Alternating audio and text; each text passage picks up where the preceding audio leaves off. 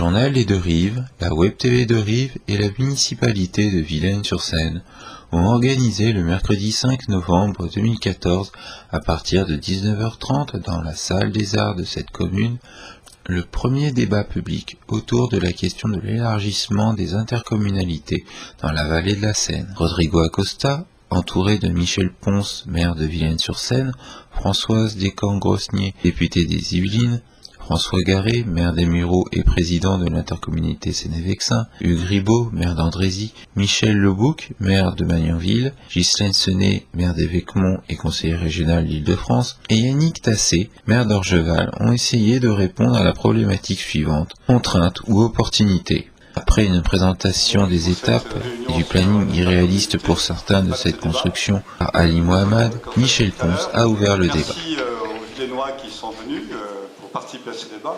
Et merci aussi, bien entendu, aux non-Villennois qui ont peut-être eu l'occasion de découvrir Villaine ou de mieux le connaître à l'occasion de ce débat. Et bien sûr, je suis heureux Rodrigo Acosta a présenté les intervenants en leur posant une question.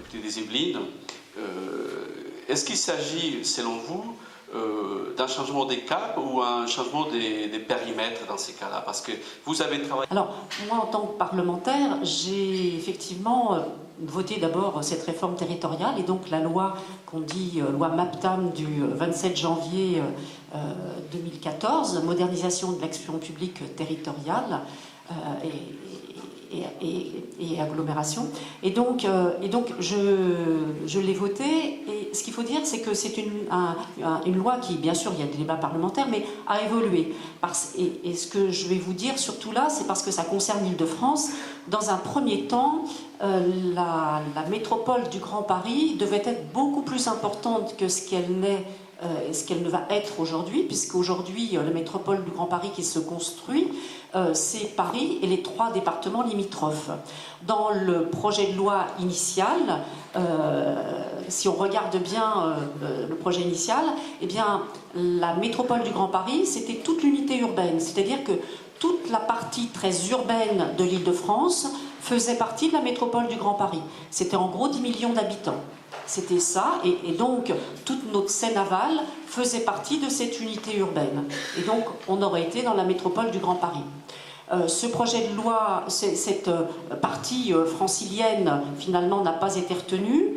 Et ce qui a été retenu, c'est la construction de la métropole du Grand Paris, comme je vous l'ai dit tout à l'heure, avec Paris et les 3 départements de première couronne, laissant effectivement la constitution d'intercommunalités par regroupement sur l'unité urbaine, donc la partie la plus urbaine, et puis le reste de l'Île-de-France se constituant par regroupement avant tout quand même, mais bien plus petit que ce qui est prévu dans l'unité urbaine, puisque la loi MAPTAM dit qu'il faut des intercommunalités d'au moins 200 000 habitants dans la grande couronne de l'unité urbaine. Le problème du périmètre, c'est pas simplement une question de nombre d'habitants, c'est de la pertinence de territoire pour permettre un développement du territoire qui soit cohérent et qui puisse permettre justement le bon développement harmonieux sur un territoire. Monsieur François Garé, merci d'être là. Prenez votre souffle.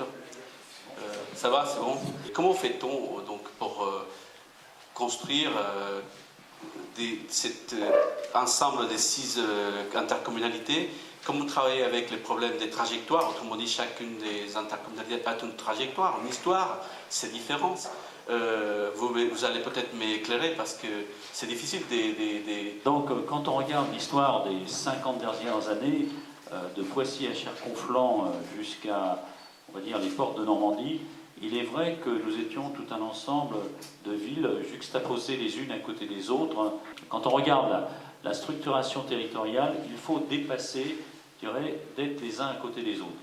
Et donc c'est toute la question aujourd'hui, toute la problématique de cette discussion. Je pense qu'on est dans une grande mutation, une mutation de réflexion. Il y a eu à un moment donné des territoires qui ont été définis dans les années 1800, il y a d'autres territoires qui ont été définis dans les années 1900. La 4e République a défini certains territoires et la 5e République est en cours de définition. Il est vrai qu'il y a eu des lois aussi de décentralisation qui ont été faites dans les années 83, peut-être que vous l'avez déjà expliqué, d'autres qui ont été redéfinies à un moment donné, même en 2010, et aujourd'hui je pense que notamment l'Île-de-France et la région Île-de-France, on est en retard par rapport à la province telle qu'elle est constituée et telle qu'elle a été réalisée. Alors c'est vrai que c'est quelque chose qui nous choque tous, qui nous oblige aussi à réfléchir. D'un côté, il y a la structuration politique des territoires qui est à définir, mais elle ne pourra pas ne pas se faire sans qu'il y ait une restructuration aussi de l'État. Alors c'est vrai que certains aussi, c'est le terme qu'on utilise, d'un côté transversalité, globalité par rapport à des grands sujets, et de l'autre côté proximité par rapport à l'habitant. Et là aujourd'hui, c'est souvent, quand on parle de proximité, d'ailleurs c'est quelque chose que je demande, que j'ai demandé à l'intérieur de mon agglomération, je demande à l'intérieur de mon conseil municipal, dites-moi pour vous ce qu'est la proximité. Même si à chacun de vous, c'est de me dire qu'est-ce qu'est la proximité. Alors la proximité, si on dit demain, c'est que mes ordures ménagères soient ramassées systématiquement à ma porte. D'accord? Mais est-ce que le traitement des ordures ménagères en tant que tel est de la proximité par rapport à l'usine d'incinération ou d'autres? De la même façon, quand on parle de l'eau, est-ce qu'aujourd'hui ça doit être un service qui doit être nécessairement par les agglos définis, ou est-ce que c'est une structure qui doit être définie le plus proche, par exemple, par une commune? C'est une question qui se pose. Le transport, est-ce que nécessairement c'est quelque chose quand on discute? Là, il y a des représentants du STIF qui sont là à d'autres titres, mais aujourd'hui, est-ce que quand on discute des réseaux primaires, notamment de transport, est-ce que c'est une discussion qu'on doit avoir globalement? Et après se pose tout le problème du maillage du territoire. La structuration de territoire, et d'ailleurs, c'est un document, on a rédigé aussi, nous, quelques-uns, une réflexion, savoir si on a une polycentralité, si les conseils de territoire, et aller jusqu'à la commune. C'est ce qu'on appelle, ce que je pourrais appeler l'appel des limets, hein, parce qu'il était... Oui, l'appel des limets, mais il y en a d'autres qui nous ont rejoints, et je crois qu'il faut dépasser les clivages politiques, c'est la vraie question de savoir en tant que tel, c'est comment on se positionne sur ceci, comment on garde cette notion, il restera toujours en France 73 communes avec un drapeau bleu, blanc, rouge devant la commune, c'est quelles sont les compétences qu'on laisse, quelles sont éventuellement les compétences qui seront au niveau des accueils, qui seront peut-être traitées par la grande agglo ou qui seront traitées par les conseils territoriaux mais à définir, et de quelle façon l'habitant comprendra. Montant, monsieur Ribaud, vous étiez parmi les fondateurs de la CA2RS, Comité d'agglomération des Deux-Rives, pour ceux qui ne savent pas. Vous avez vu les méandres de notre construction. Est-ce qu'aujourd'hui, maintenant qu'on rentre dans une troisième phase, dans cet exemple-là, qui est le nôtre, de la CA2RS, est-ce que vous prévoyez des difficultés, des obstacles qu'on pourrait peut-être le verser dans les dossiers de l'intercommunalité et l'élargissement? Bon, je pense qu'effectivement, on a tous des expériences entre les 6 intercommunalités, des expériences extrêmement différentes. Moi, personnellement, et je pense que les collègues avec moi qui avons créé une communauté de communes d'abord en 2006, qui est passée communauté d'agglomération en 2009, et qui est de 6 villes est passée à 12 villes en 2012, on a l'expérience, je dirais, à la fois de l'amplification, à la fois d'une communauté de communes devenue une communauté d'agglomération qui a délégué beaucoup de compétences, il faut quand même le dire. C'est peut-être ça aussi une grande partie de son succès. Mais c'est aussi dans cette expérience des réflexions qu'il faut surtout avoir, et mon ami François Gall vient d'en parler, sur la proximité vis-à-vis du citoyen. Mais je peux vous dire que quand même, les choses ne sont pas toujours très faciles, et notamment dans le maintien d'un service de proximité bien fait. D'accord ? Bon, on crée cette grande intercommunalité qui est un amalgame de bassins de vie. Toutefois, je crois effectivement que comme dans l'opération d'intérêt national, il est absolument nécessaire de garder des structures de coordination des grands développements qui structurent le territoire. C'est ce que voulait l'OIN. L'OIN, elle ne voulait pas plus que ça. On comprend pourquoi il y a ce choix qui a été fait, mais la grande intelligence a été aussi dans le cadre du Grand Paris, mais j'allais dire celui d'avant, et je ne fais pas de politique, politicienne, absolument pas. Parce que je pense que ce soit dans l'OIN, que ce soit dans la gestion de nos territoires, il n'y a pas de question politique qui se pose. Jamais. Ça, il faut en témoigner comme c'est important. Mais n'empêche que quand il a été lancé les contrats de développement territoriaux du Grand Paris avant, il y a eu cette intelligence de lancer dans la deuxième couronne de Paris le contrat de développement de territoire de la Confluence seine-et-oise. L'arrivée du port Seine-Métropole, l'arrivée de Canal Seine-Nord, donc le développement du fluvial, l'axe Paris-Rouen-Le Havre, qui reste un objectif important, et si vous voulez, qui lui aussi est structurant. Mais ne brûlons pas les étapes. Michel Lebouc, vice-président de la CAMI. Est-ce que vous pourriez aussi nous renseigner sur les vécus de la CAMI du parc de manière rapide, évidemment? Ça serait très long de vous refaire l'histoire quand même de la communauté d'agglomération et anciennement le district de Mantes, hein, qui va avoir 40 ans cette année, je le précise. Mais au-delà, moi je pense que des opinions, quelles qu'elles soient politiques, parce que quand on dit qu'on ne fait pas de la politique, je suis désolé, on fait de la politique, certes pas politicienne, mais on fait de la politique quand on débat de grands enjeux tels que celui-là de la future communauté d'agglomération. Mais je dis, quelle que soit notre opinion, et ce soir on le voit bien, bon, si quelqu'un a avancé un peu plus sur le périmètre, moi je le dis sincèrement, notre vécu à la communauté d'agglomération, et là je représente en tant que vice-président de la communauté d'agglo, je suis en même temps maire de Magnanville, et je le vois bien depuis des années, de travailler avec la CAMI, c'est aussi compliqué.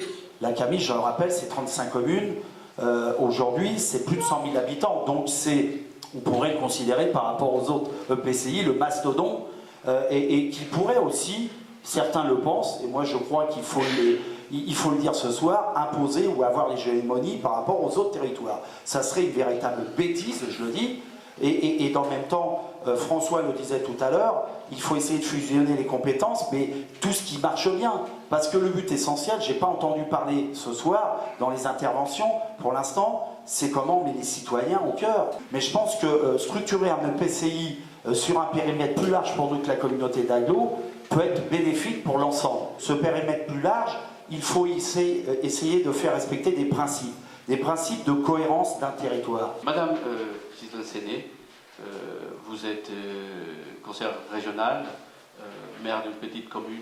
La ruralité dans tout ça?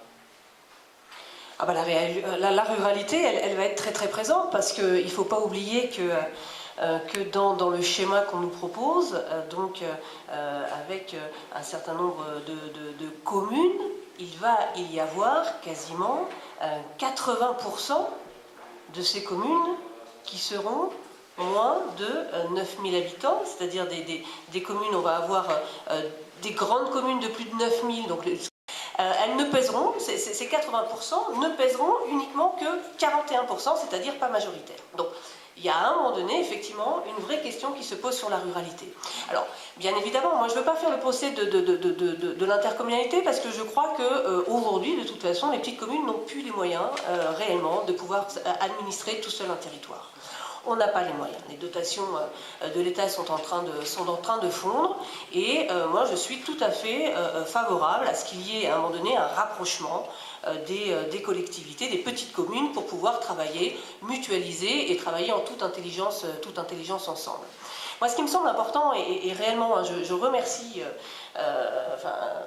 le journal de Rive d'organiser ce débat, parce que ça fait maintenant, depuis le mois de juin, qu'on discute de ces sujets, et par petits bouts, par territoire, par agglo, mais c'est quand même la première fois qu'on se retrouve en réunion publique, donc les différents territoires, à discuter tous ensemble, et au-delà des clivages politiques, on voit qu'on se pose un certain nombre de questions identiques. On a vraiment les mêmes doutes, les mêmes questionnements, et je crois qu'effectivement on pourra tout à fait travailler ensemble et trouver des consensus, mais moi je voudrais quand même revenir à l'essentiel, c'est-à-dire quel est l'objectif de cette loi. C'est une loi de décentralisation. Décentralisation, c'est quoi? C'est, en tout cas, les différents, pour moi, les deux principaux objectifs, c'était de rapprocher le processus de décision plus proche des habitants, c'est-à-dire de faire effectivement un choix à ce que ce soit le peuple qui puisse à un moment donné pouvoir prendre